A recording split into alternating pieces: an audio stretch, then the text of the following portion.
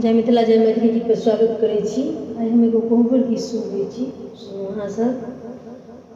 ऊँची रे माल चढ़ी खड़ा भेल सुंदर दुल्हा तात धनी केड़ सुरती है। ऊँची रे माल चढ़ी खड़ा भेल सुंदर दुल्हा तात धनी केड़ सुरती है। तोहारो के मुँह धानी लागे बड़ा सुंदर, जाए सन कोयलिया के बोल है। तोहारो के मुँह धानी लागे बड़ा सुंदर, जाए सन कोयलिया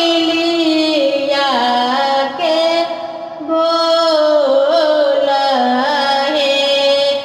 एहन सुरती धनी छोड़लो ने जाइया हमार कोना जाए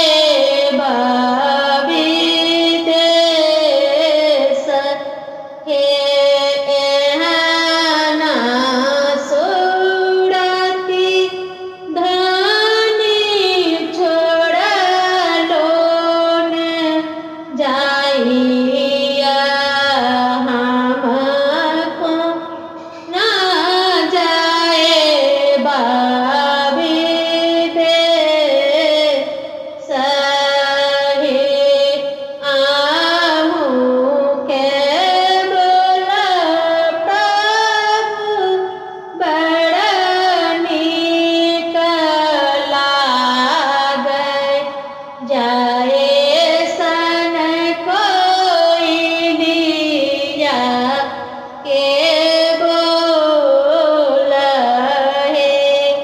आहूँ के बोल प्रभु बड़ा नीक लागै, जाए सन कोयलिया के बोल है। अपने तजची प्रभु देशरे विदेशबा हम कोना खेपब साड़ी राती है। अपने तजची प्रभु